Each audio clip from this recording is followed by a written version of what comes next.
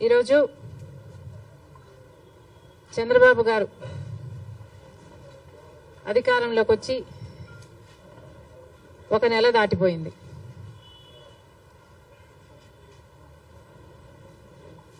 చంద్రబాబు గారు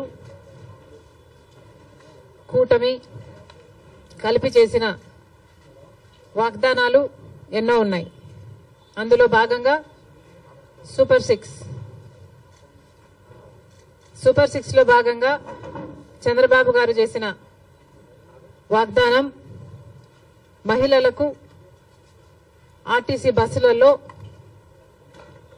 ఫ్రీగా ప్రయాణం చేసే వెసులుబాటు. మరి చంద్రబాబు గారు నెల రోజులైనా ఈ చిన్న వాగ్దానాన్ని ఎందుకు నిలబెట్టుకోవడం లేదో సమాధానం చెప్పాల్సిన అవసరం ఉంది. ఎందుకంటే సూపర్ 6 లో భాగంగా చంద్రబాబు గారు మహిళల కోసం చేసిన ఈ వాగ్దానం చాలా ప్రాముఖ్యమైంది.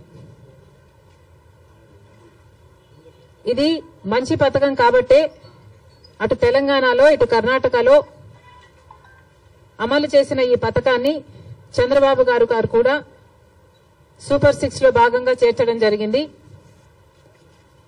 మరి తెలంగాణ ప్రభుత్వం రేవంత్ రెడ్డి గారు కాంగ్రెస్ పార్టీ తరఫున ముఖ్యమంత్రి అయిన ప్రమాణ స్వీకారం చేసిన రెండో రోజే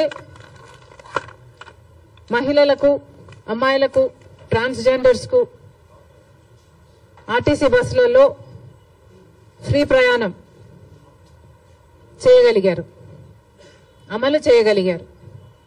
అధికారంలోకి వచ్చిన 2 రోజుకి. కర్ణాటకలో కాంగ్రెస్ పార్టీ అధికారంలోకి వచ్చిన 3 వారాలకే ఆర్టీసీలో మహిళలకు ఫ్రీగా ప్రయాణం చేసే వెసులుబాటు కలిగించగలిగారు. అక్కడ వాగ్దానం నిలబెట్టుకోవడానికి కూడా వాళ్ళకి ఎక్కువ సమయం పట్టలేదు. మరి చంద్రబాబు గారికి ఎందుకింత సమయం పడుతుందో చంద్రబాబు గారు చెప్పాలి. ఎందుకంటే మహిళలకు ఆర్టీసీ బస్సులలో ప్రయాణం చేసే ఈ పథకం చాలా యూస్ఫుల్ కాబట్టే ఈరోజు లేవనెత్తుతున్నాం. మహిళలు అన్న వాళ్ళు మన జనాభాలో సగం, హాఫ్ ద పాపులేషన్ కి డైరెక్ట్ గా వర్తించే పథకం ఈ పథకం. మహిళలకి రక్షణ కల్పించే పథకం కూడా. ఎందుకంటే మహిళలు ఒక చోటు నుంచి ఇంకో చోటికి వెళ్ళాలి అంటే ఆర్టీసీ బస్సులో అయితే సేఫే కాకుండా ఈ పథకం ద్వారా ఫ్రీగా అయితే మహిళలు ఎక్కువ ఆర్టీసీ బస్సులలోనే ప్రయాణం చేసే అవకాశము వీలు ఉంటుంది. కాబట్టి వాళ్ళ పాపులేషన్ ఆర్టీసీ బస్సులో ఎక్కువ అయితే, సే ఫర్ ఎగ్జాంపుల్ ముందు భాగంలో మొత్తం మహిళలకని రిజర్వేషన్ ఉంది కాబట్టి మహిళలు ఎక్కువ భాగం అయితే, మోస్ట్ ఆఫ్ ద బస్ మహిళలు అయితే వాళ్లకు సెక్యూరిటీగా కూడా ఉంటుంది. కాబట్టి మహిళలకు పనికొచ్చే పథకం ఈ పథకం. మరి ఈ చిన్న పథకాన్ని అమలు చేయడానికి చంద్రబాబు గారికి ఇంత సమయం ఎందుకు పడుతుందో, దీంట్లో విధి విధానాలు ఏముంటాయో, పరిశీలించాల్సింది ఏముంటుందో మాకైతే అర్థం కావటం లేదు. ఎందుకంటే విధి విధానాలు దీంట్లో పరిశీలించి చేయాల్సింది ఏముంటుంది? మహిళలు అన్నాక మహిళలందరికీ వర్తిస్తుంది, ఆడపిల్లలందరికీ వర్తిస్తుంది. మరి దీంట్లో విధులు విధానాలు ఏముంటాయి? బస్సులోకి ఎక్కుతారు, వాళ్ళకు ఫ్రీగా ప్రయాణం చేసే వెసులుబాటు కలిగించాలి. ఇది ఇంత సింపుల్ పథకం కాబట్టే రేవంత్ రెడ్డి గారు రెండో రోజే దీన్ని అమలు చేయగలిగారు. ఏ పథకమైనా అమలు చేయడానికి చిత్తశుద్ధి ఉండాలి. రాజశేఖర రెడ్డి గారికి ఆ చిత్తశుద్ధి ఉంది కాబట్టే రాజశేఖర రెడ్డి గారు ఉచిత విద్యుత్తు అంత తొందరగా మొదటి సంతకంలోనే వాగ్దానం చేశారు. కాబట్టి విధి విధానాలు ఏమీ ఆలోచించకుండా మేనిఫెస్టోలో పెట్టిన అంశం కాబట్టి వెంటనే అమలు చేయడం కూడా జరిగింది. మరి అలాంటప్పుడు మహిళలకు ఇంతగా పనికొచ్చే ఈ పథకాన్ని చంద్రబాబు గారు ఇంత సమయం ఎందుకు పడుతుందో సమాధానం చెప్పాలి. ఇవే కాకుండా చంద్రబాబు గారి సూపర్ 6 లో మిగతా పథకాలకు కూడా చంద్రబాబు గారు వెంటనే అమలు చేయాలని డిమాండ్ చేస్తున్నాం. ఈరోజు కొత్తగా నిన్న చంద్రబాబు గారు ఇచ్చిన జియో ప్రకారము అమ్మకి వందనం అనే పథకం, అమ్మకి వందనం అనే పథకంలో చంద్రబాబు గారు వాగ్దానం చేసినప్పుడు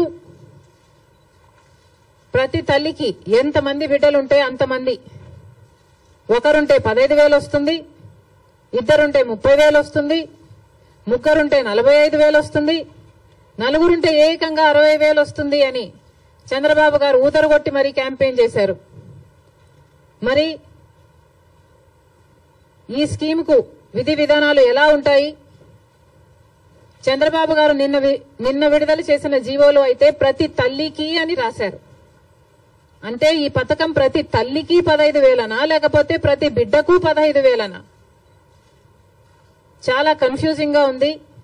ఈ సాక్షి పత్రిక అయితే ప్రతి తల్లికి 15,000 మాత్రమే, అంటే ఒక్కరికే ఇస్తారు, తల్లికి ఇస్తారు, ఒక బిడ్డకు చొప్పునే ఇస్తారు, మిగతా వాళ్ళకందరికీ ఎగనామం పెడతారు అని సాక్షి రాయడం జరిగింది. మరి చంద్రబాబు గారు దీనికి క్లారిటీ ఇవ్వాలి. ఈ పథకం వర్తిస్తున్నది ప్రతి తల్లికి 15,000 లేకపోతే ప్రతి బిడ్డకు 15,000? చంద్రబాబు గారు వాగ్దానం చేసినట్టు ప్రతి బిడ్డకు 15,000 ఇవ్వాలని, ఆ లెక్కన 4 బిడ్డలుంటే 60,000 ఇవ్వాలని మేము డిమాండ్ చేస్తున్నాం. ఇంకో మారు సాక్షిని నడుపుతున్న జగన్మోహన్ రెడ్డి గారు కూడా సమాధానం చెప్పాలి. ఇలాగే జగన్మోహన్ రెడ్డి గారు కూడా అమ్మఒడి అనే పథకం, ఆయన ముఖ్యమంత్రి కాకముందు అమ్మఒడి పథకం కింద మేము ప్రతి బిడ్డకు 15,000 ఇస్తాము అని ఆ రోజు వాగ్దానం చేశారు. తర్వాత ముఖ్యమంత్రి అయ్యారు జగన్మోహన్ రెడ్డి గారు, ప్రతి బిడ్డకు 15,000 ఇవ్వలేదు, ఒక్క బిడ్డకు మాత్రమే. అంటే ప్రతి తల్లికి 15,000 అన్నట్టుగానే జగన్మోహన్ రెడ్డి గారు కూడా వ్యవహరించారు. మరి జగన్మోహన్ రెడ్డి గారికి ఆ వాగ్దానం గుర్తులేదేమో ఈరోజు చంద్రబాబు గారి గురించి రాస్తున్నారు. జగన్మోహన్ రెడ్డి గారు కూడా ఇదే వాగ్దానాన్ని ఇచ్చి మాట తప్పడం జరిగింది. తల్లికి 15,000 అని అనకుండా ఆ రోజు బిడ్డకు ఎంతమంది బిడ్డలుంటే అంతమంది బిడ్డలకు 15,000 ఇస్తాము అని తాను చెప్పడమే కాదు, జగన్మోహన్ రెడ్డి గారి తరపున క్యాంపెయిన్ చేసిన నేను కూడా, నాతో కూడా అదే వాగ్దానమే చెప్పించారు. ఆ రోజుల్లో నేను కూడా జగన్మోహన్ రెడ్డి గారు ఈ పథకాన్ని అమలు చేస్తారు అని నమ్మి బాయ్ బాయ్ బాబు క్యాంపెయిన్ లో నేను కూడా ప్రచారం చేయడం జరిగింది. కానీ జగన్మోహన్ రెడ్డి గారు ముఖ్యమంత్రి అయిన తర్వాత అమ్మఒడి పథకం కింద కేవలం ఒక బిడ్డకు మాత్రమే ఇవ్వడం జరిగింది. జగన్మోహన్ రెడ్డి గారు ఒక బిడ్డకే ఇచ్చారు, ఇప్పుడు చంద్రబాబు గారు కూడా ఒక బిడ్డకే ఇస్తారు అని అర్థం వచ్చేటట్టుగా నిన్న జీవోలో ప్రతి తల్లికి 15,000 అని రాయటం జరిగింది. కాబట్టి చంద్రబాబు గారు దీని మీద క్లారిటీ ఇవ్వాల్సిన అవసరం ఉంది అని కాంగ్రెస్ పార్టీ డిమాండ్ చేయడమే కాకుండా ప్రతి బిడ్డకు మీరు వాగ్దానం చేసినట్టు సూపర్ 6 లో ఉన్న ప్రతి వాగ్దానము నిలబెట్టుకోవాలని కాంగ్రెస్ పార్టీ చంద్రబాబు గారిని, కూటమిని డిమాండ్ చేస్తున్నాం. ఇక ఇటీవల క్రియేట్ చేస్తున్న confusion Visakhapatnam steels, Vizag steel కు సంబంధించి తెలుగుదేశం పార్టీ ప్రజాప్రతినిధులే రకరకాలుగా